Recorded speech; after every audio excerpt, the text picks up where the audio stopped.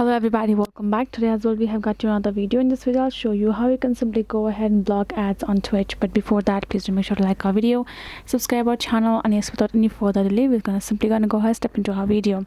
For the matter, first thing would be for you to access your Twitch on your phone. Once you have access a particular Twitch, so this kind of interface gonna appear, right? So there are two things that you can actually do to simply, like block all of the ads and be free from that problem. First thing is you will need to update uBlock Origins script for that purpose, right? First option for you. The other option would be simply for you to change your IP address, and you can do it by simply going to your Play Store and installing yourself a VPN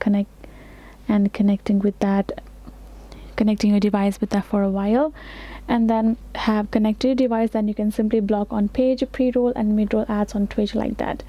So apparently it is the only method that works for both your phone and any other device where you access your Twitch for yourself. So that is the method for you to do so. If you got more questions, make sure to leave them in the comments below, and yes, I will be seeing you guys in our next video. Thank you.